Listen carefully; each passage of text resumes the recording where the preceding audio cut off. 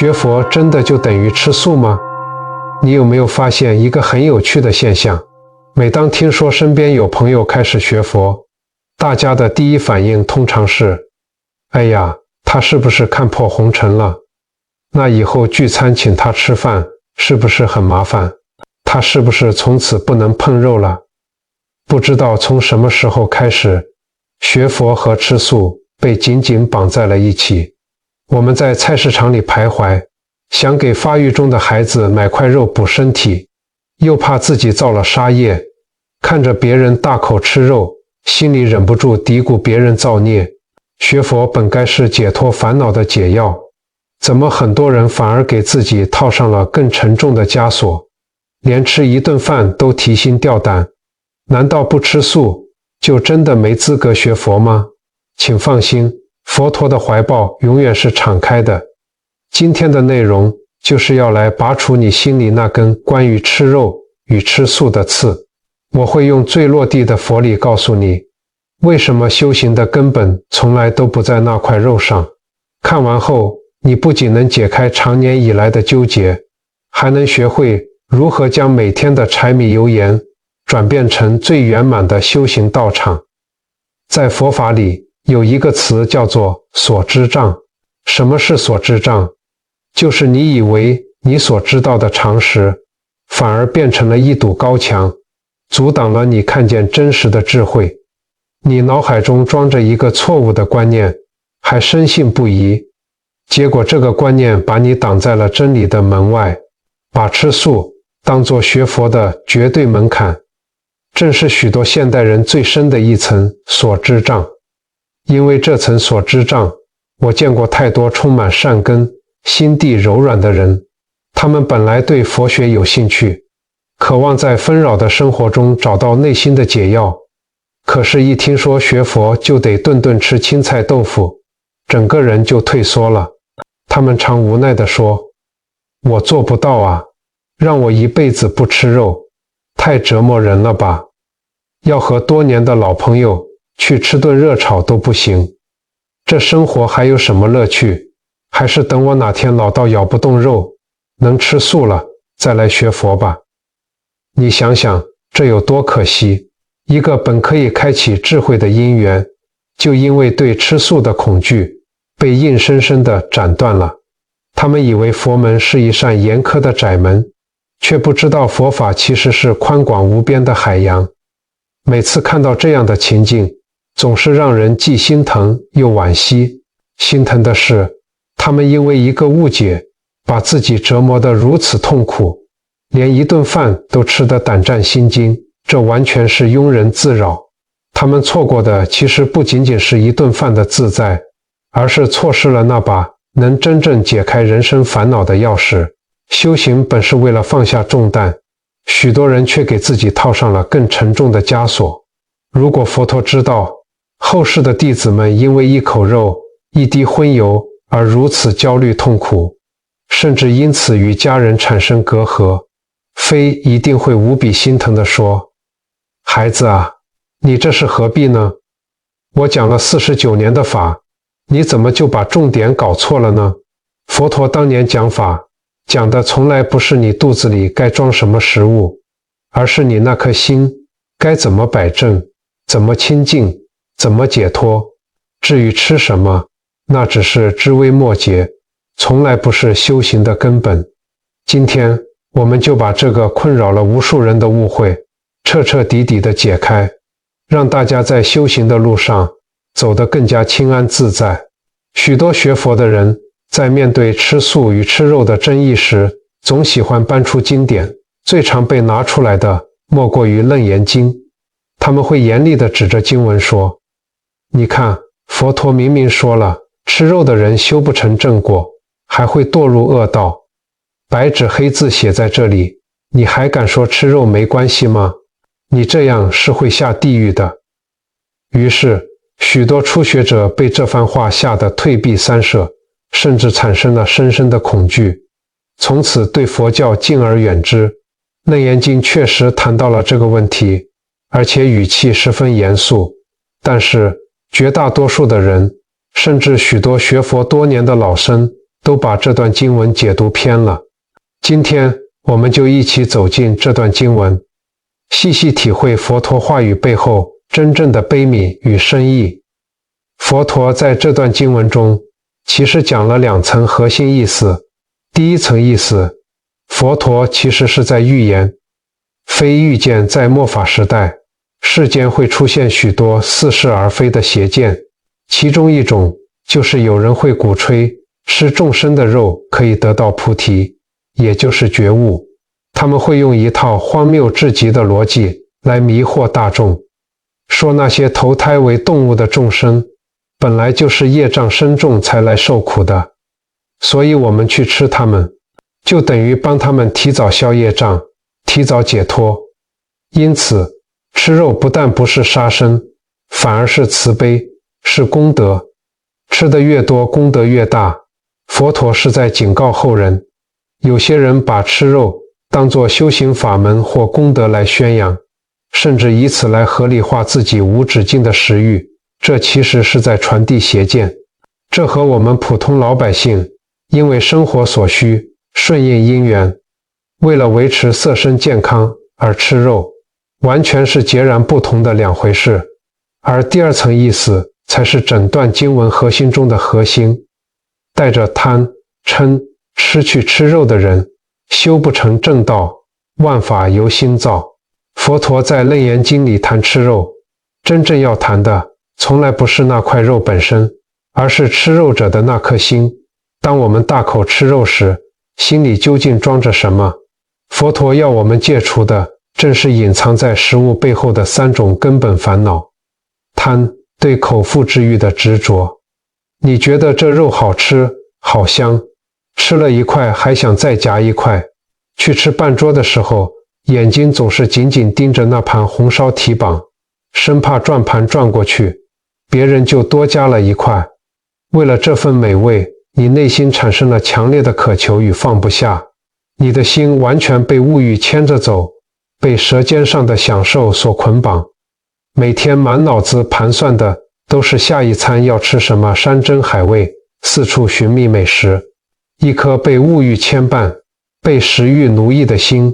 怎么可能在静坐时体会到清净？又怎么可能得到真正的解脱？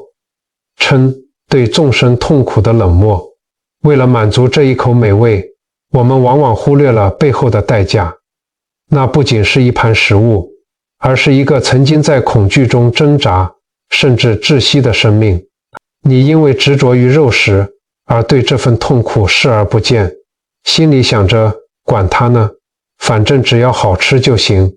这本来就是养来给人吃的。这份缺乏慈悲与同理的冷漠，便是嗔。一颗麻木冷漠，只顾自己享受而不顾其他生命哀嚎的心，又怎么能与佛菩萨的大慈大悲相应？吃，被短暂快感迷惑的虚妄。肉食带来的香味，让大脑产生了一种短暂的满足感与快感，它只是舌头与神经传递的虚假感受。一旦吃下肚，味道便烟消云散，几小时后便化为秽物。把短暂的感官刺激当作真正的幸福，分不清真假幻象，日复一日的在这种短暂的快乐中轮回。这就是吃。你看，佛陀要我们戒的从来不是某一种特定的食物，而是贪、嗔、痴这3毒。如果你满脑子都是口腹之欲，对众生的死活毫不在乎，带着这样的心去吃肉，当然与修行背道而驰。但我们不妨扪心自问，贪、嗔、痴，难道只有在吃肉的时候才会出现吗？有人虽然终身吃素，但遇到好吃的素菜依然贪吃无度，见到精致的素食料理就暴饮暴食。这是不是贪？有人吃着最干净的素食，却对没吃素的人嗤之以鼻，心生傲慢与嫌弃，甚至在道场的厨房里，因为别人洗锅子不够干净而大发脾气。这难道不是嗔？有人执着于吃素的形式，以为只要嘴巴不碰肉就能成佛，死守规矩却不懂得修心，这难道不是吃？我们再看看现在市面上常常能见到许多做得惟妙惟肖的素菜，有用豆皮捏出来的素鸡，有用葱等做出来的生鱼片，甚至还有雕刻的像红烧肉一样的素肉块。很多人吃着这些假肉，嘴里嚼得津津有味，脑海里却在回味着真实肉类的口感，甚至还会跟同桌的人讨论：哎呀，这个素排骨做得真像，味道跟真肉一模一样。这就是一种极大的吃。你的身体确实在吃素，但你的心却在吃荤。你为什么非要把蔬菜豆腐做成动物的形状？还不是因为内心深处依然放不下对那个形状、那个味道的眷恋。佛法讲一切唯心造，当你的心念紧紧依附在肉的概念上时，哪怕你吃的是纯天然的大豆，你的心依然在荤食的烦恼中打转。如果连这一点都看不透，只是在菜单上计较有没有肉丝，那真的是错失了佛法的核心。问题的根本始终不在那块肉，而在于我们的心。若心中的贪、嗔、痴不断，哪怕嘴里嚼着最干净的青菜，这颗心也是荤的。这才是佛陀在《楞严经》里真正想要告诉我们的无上智慧。既然我们说修行的重点不在于食物，而在于心，那么什么样的心才是真正的清净？我们来看看禅宗六祖慧能大师的故事。当年慧能大师在五祖弘忍那里得到了衣钵，为了躲避同门的嫉妒与追杀，他隐姓埋名逃进了深山，混迹在一群打猎的猎人队伍中。这一躲就是整整15年。你想想，猎人是靠什么为生的？当然是杀生吃肉。每天到了饭点，猎人们便在荒野中架起大锅，煮着刚打来的野味，现场血水横流，肉香四溢，环境极其粗野喧闹。慧能大师是个出家人，一个本该在清净寺庙里打坐的高僧，身处在这样充满杀戮与荤腥的环境中，他该怎么办呢？他没有因为自己是出家人就要求猎人们不准杀生，也没有摆出高高在上的姿态去指责他们造业，更没有捂着鼻子嫌弃他们身上的血腥味。山里的冬天特别寒冷，有时候他连野菜都找不到，只能饿着肚子打坐。当猎人们在火堆旁划拳喝酒，大声喧哗，甚至为了分肉而争吵时，慧能大师总是安安静静地坐在角落，闭目养神。他不去干涉别人的因缘，也不让外界的喧嚣扰乱自己的内心。他深知真正的修行不仅是吃什么，更是面对这滚滚红尘时，能不能守住那一丝不染的清明。他只是默默地去山崖边、树林里采些野菜，到了吃饭的时候，就把自己采来的野菜寄放在猎人炖肉的大锅里煮。猎人们看着这个奇怪的和尚，觉得好笑，故意放他：你这个和尚怎么把菜放进我们的肉锅里？这菜都沾满肉的油水和腥味了，你这样吃进去还算吃素吗？你的佛祖不会生气吗？慧能大师没有生气，也没有急着辩解，他只是平和地笑了笑，看着锅里翻滚的热汤，淡淡地说：我只吃肉边菜。这句只吃肉边菜道尽了修行人的大智慧。在极端恶劣的环境中，慧能大师不为难别人，也不死守表面的形式。锅里虽然有肉，汤里虽然有油，但他吃进去的是随缘，是隐忍，是无上的清净与慈悲。他的心像一面明镜，肉味来了照见肉味，肉味散了不留痕迹，没有因为沾了肉味的菜而受到一丝一毫的染污。真正的清净不是逃避世俗的肮脏，而是在红尘的泥泞中依然保持内心的一尘不染。然而我们再把镜头拉回现代的家庭生活，我曾听过这样一个真实的生活场景。有一位婆婆学佛多年，参加了无数次法会，发愿要吃长素。这原本是一件修心养性的好事，家里人也都十分配合，特地为他准备了专属的碗盘。直到有一天晚上，媳妇在厨房洗碗时，因为刚下班实在太累，一时疏忽，拿了刚洗过红烧肉盘子的菜瓜布，顺手刷了婆婆专用的素菜碗。那天晚上，婆婆刚在佛堂做完晚课，手里还拨着佛珠，心里觉得自己今天又诵了一部《阿弥陀经》，念了几千声佛号，功德圆满，浑身上下充满了清净的感觉。她步出佛堂，走进厨房，想倒杯水喝，正好撞见媳妇用那块沾着卤肉汤汁的菜瓜布，正在刷洗自己的专用素碗。那一瞬间，婆婆觉得自己常年累积的清净，仿佛被这块油腻的菜瓜布给彻底毁了。她一发现，当场勃然大怒，她在饭桌上大发雷霆，指着媳妇的鼻子痛骂：“你这是在造业啊！你知不知道这样我的碗就沾了荤腥？我每天辛辛苦苦念佛为这个家祈福，你却让我破戒了，你承担得起这个罪过吗？”其实媳妇那天在公司被主管刁难，拖着疲惫的身躯挤公交车回家，连一口水都没喝，就赶紧系上围裙进厨房帮忙。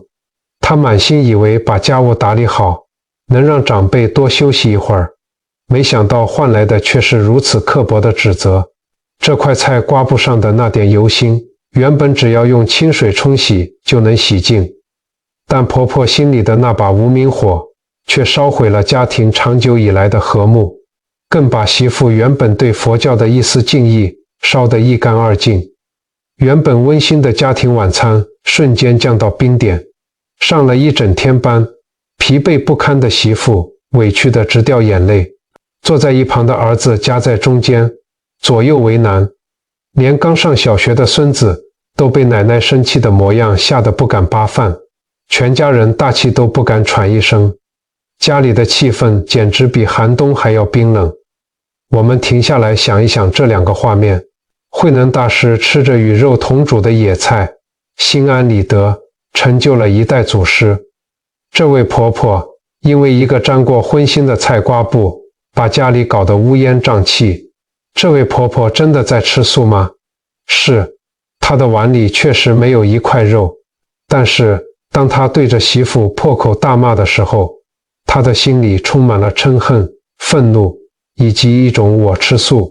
所以我比你们都清高，比你们都有福报的傲慢。佛法常说，一念嗔心起，百万障门开。这位婆婆辛苦做晚课累积的平静，就在发脾气的那一秒钟，全部化为乌有。她把家里的和气给破坏了。我们常说家和万事兴，一个学佛的人，如果不能让家里充满温暖与祥和，反而因为自己的修行规矩让家人感到恐惧、压抑，甚至让年轻人从此对佛教产生反感，觉得学佛的人脾气都这么古怪，难以相处，这难道不是一种更深的罪过吗？他用最严苛的戒律去要求别人，稍有不顺他的意就大动肝火。他嘴上吃着最干净的素，心里却吃着最肮脏的荤。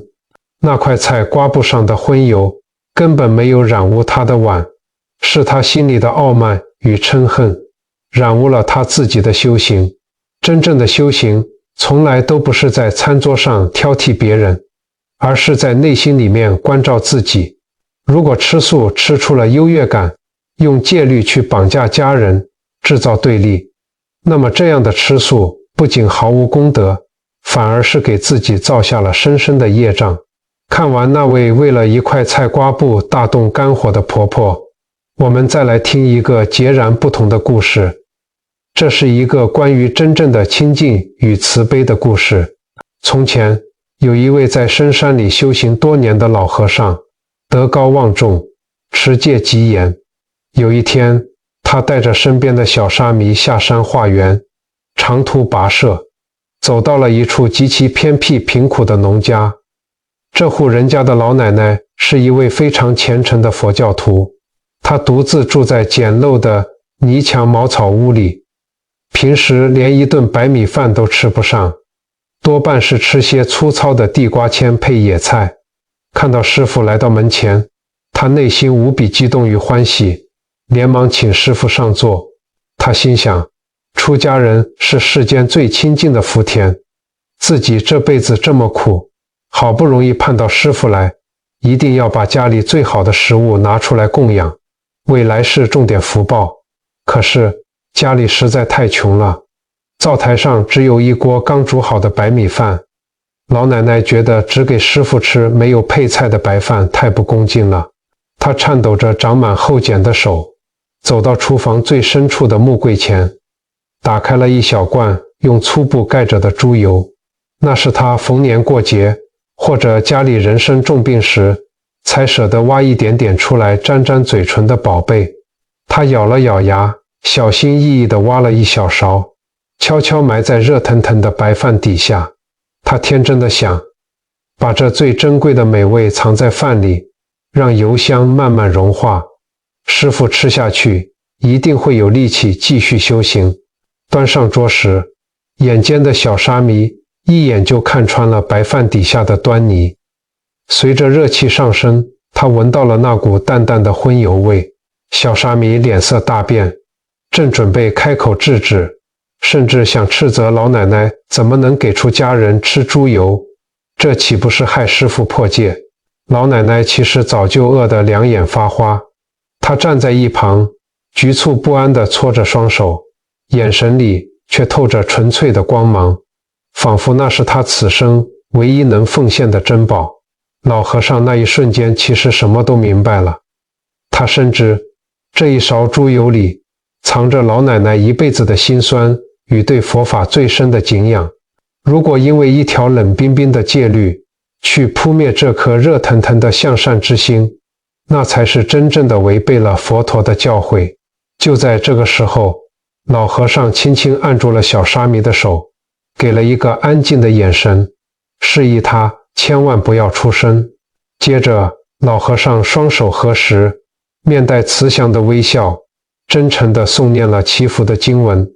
然后他端起那碗猪油拌饭，一口一口伴着融化的猪油香，吃得干干净净，没有露出一丝一毫的勉强与嫌恶。临走前，他还深深地感谢了老奶奶的布施，祝愿她福慧增长，健康长寿。老奶奶听了，感动得眼眶泛红，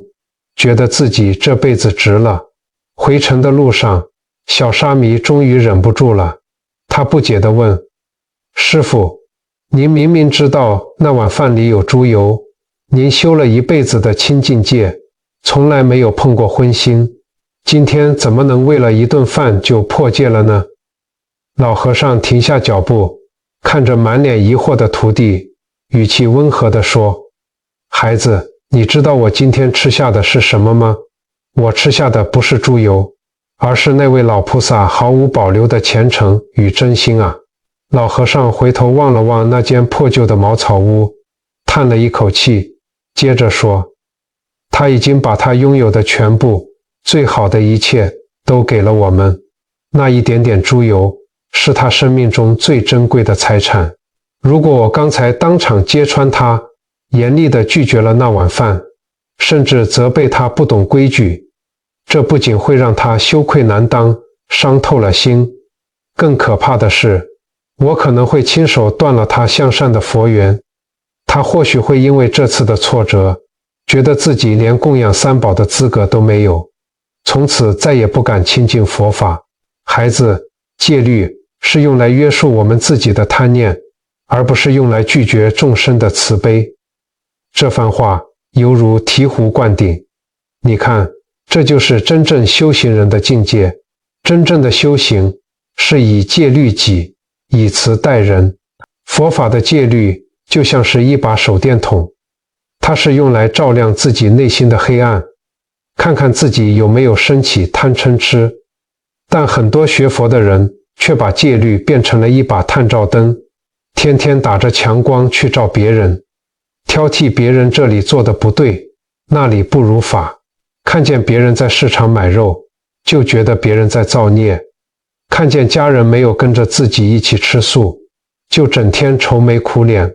当你因为吃素而产生了一种优越感，觉得自己高人一等，甚至看见别人吃肉就心生嫌弃，嘀咕别人造业时，你的心就已经被我慢给占据了。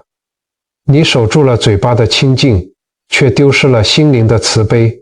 这就像是把家门打扫得一尘不染，却在门口放了满地的荆棘，让身边的人都无法靠近你。那位老和尚吃下了猪油，但他心里没有贪求美味的欲望，只有满满的感恩与不忍众生受苦的慈悲。这碗猪油拌饭在他那里就是世间最亲近的无上妙法。只要心里没有一丝嫌弃与傲慢，吃什么都是无上的清净。听到这里，很多人可能会在心里嘀咕，道理我都懂，但我就是个还在红尘里打滚的普通人，我做不到老和尚那种毫无分别的境界，也没有六祖慧能那样深厚的修为。面对每天的应酬、家庭的聚餐，甚至每天要去菜市场采买家人的三餐，我到底该怎么办？佛法有云，佛法在世间，不离世间觉。真正的修行从来都不是要你马上剃度出家，或者立刻改变所有的生活轨迹，要求全家人配合你的习惯，而是在我们每天的一粥一饭，起心动念中下功夫。生活本身就是最好的修行道场。既然做不到完全吃素也没关系，佛陀早就为我们开了方便法门，叫做三净肉，也就是不见杀、不闻杀、不为己杀。只要我们用心吃三净肉，依然可以积累福报。那么在每天的日常中，我们具体该怎么做呢？今天我为大家整理了3个非常简单，立刻就能做的微小行动，不需要花钱，也不需要改变生活方式，只要在每天吃饭时稍微调整一下心态，你就能把吃饭从造业变成真正的修行。行动1，饭前3秒钟的观心练习。我们每天吃饭大多是无意识的，饿了就往嘴里塞，看到好吃的就猛夹。一家3代同堂吃饭，长辈总是习惯性的把好吃的肉往孙子碗里夹，或者自己特别偏爱某一道重口味的菜。从今天开始，试着在动筷子之前先停顿3秒钟，看看自己的心，问自己一个问题：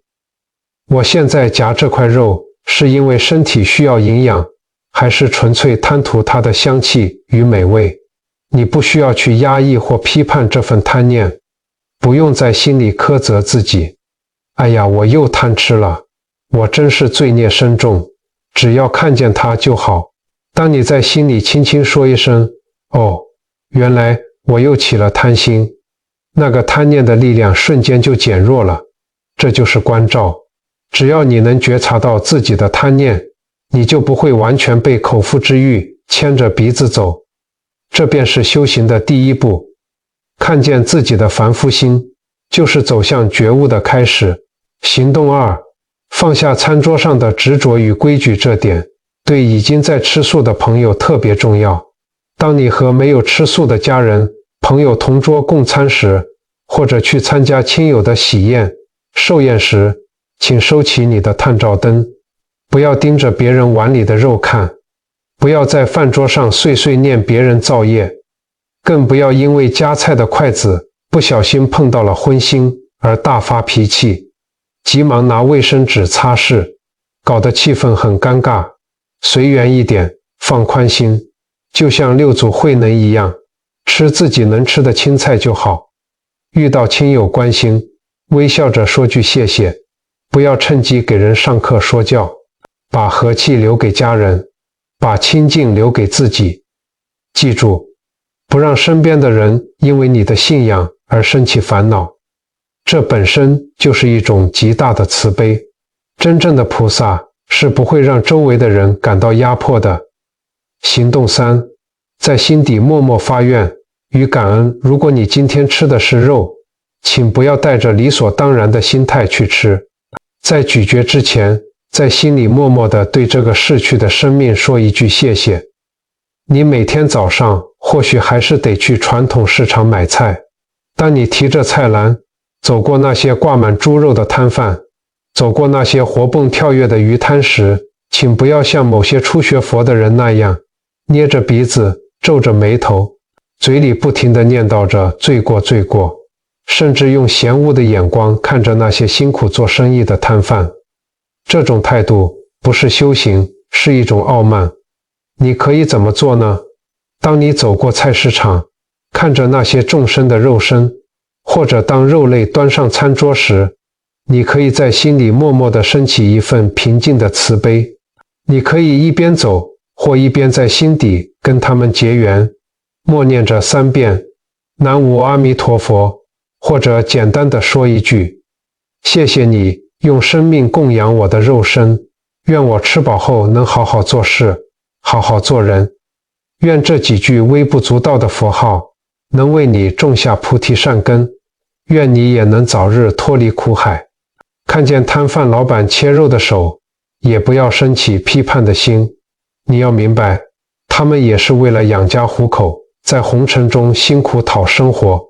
众生皆苦，每个人都有自己的因缘和无奈。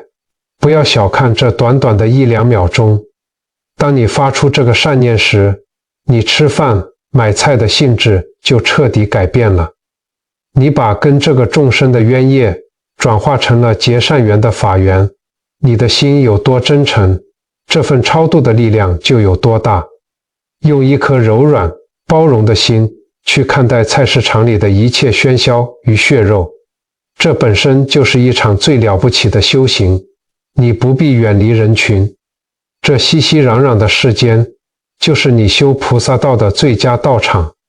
你看，修行就是这么简单，不需要你抛家弃子，不需要你每天苦行，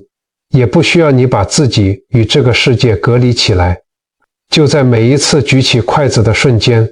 关照自己的贪念；在每一次与家人共餐时，放下自己的傲慢；在每一口食物下肚前，升起一份感恩与慈悲。日积月累，你的心就会越来越柔软，越来越清净。心清净了，家里的气场就顺了，福报自然就跟着来了。今天我们聊了很多，从慧能大师的肉边菜聊到老和尚的猪油拌饭，从楞严经的真实深意聊到了我们饭桌前的起心动念，甚至聊到了菜市场里的慈悲。我由衷的希望这段分享能像一阵温暖的春风，吹散许多人心头的阴霾，解开那些捆绑在我们心上的无形枷锁。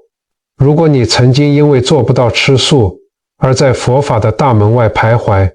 恐惧觉得自己不配学佛，我希望你今天听完之后能彻底放下那份焦虑，勇敢地走进来。佛陀的怀抱永远是敞开的，非不会因为你今天吃了一块肉就把你拒之门外。只要你愿意开始关照自己的心，这条觉悟的路就已经在你的脚下展开了。如果你是一位已经吃素多年的老生，我也希望你听完之后能悄悄放下心里那把丈量别人的尺，把对家人的苛责化为包容，把餐桌上的对立化为和气，让身边的子女亲友因为你的学佛感受到你的改变，感受到温暖与自在。当他们发现你变得越来越慈悲，越来越好相处时，他们自然就会对佛法产生好感。这才是最圆满的修行，也是最无声的度化。佛法从来都不是为了让人活得憋屈拧巴，更不是用来互相恐吓的。佛法是让人活得明白，活得通透的无上智慧。它是要让我们在这个烦恼重重的世间找到内心的平静。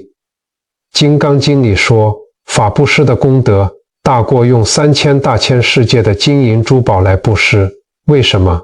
因为钱财只能救人一时的急，用完了就没了。但一句契合心灵的佛法，却能转变一个人一生的观念，甚至拔除他深埋心底的痛苦，让他从此走上光明的大道。如果你今天在这里得到了一点点启发，心里觉得敞亮了，觉得那些困扰多年的纠结终于解开了，请不要只把这份欢喜留在自己心里。我邀请你把这篇内容分享给身边需要的人，也许是发到你们的亲友群组里，给家里那位因为执着吃素而经常生闷气的长辈看看，也许是传给某个对佛法有误解，觉得学佛规矩太多的朋友，又或者是给那个在生活压力中喘不过气，急需一点心灵寄托的年轻人。你动动手指的一次分享，可能就无意间解开了一个人多年的心结，挽救了一段紧张的家庭关系，甚至帮他接上了殊胜的佛缘。这份法布施的功德无可限量，这是真正的自利利他。最后，在我们即将道别之前，我想邀请你一起在这个空间里留下一点温暖的印记，请在留言区留下一句阿弥陀佛，或者写下一句简单的祈福与善言，为你自己也为你的家人祈求平安。不要小看这短短的几个字，当一个人留言，10个人看到，100个人跟随，这里就会凝聚成一个充满正能量的强大磁场。你的每一念善心都会化作一束光，照亮那些偶然路过、内心迷茫的人，给他们带来继续前行的力量。学佛不在于你嘴里吃了什么，而在于你心里装着什么。愿我们都能拥有一颗柔软、清净、慈悲的心。心若素了，这世间的千滋百味皆是菩提，处处逢缘，事事如意。如果今天的分享让你的心感到一丝宁静与共鸣，觉得这些道理真的能应用在生活里，欢迎你按赞、订阅并分享给身边的亲友，加入我们这个温暖的道场。未来的日子里，我会继续用最白话、最落地的佛学故事，陪伴你解开生活中的烦恼，把日子过得更通透、更自在。我们下期再见，祝愿大家平安喜乐，阿弥陀佛。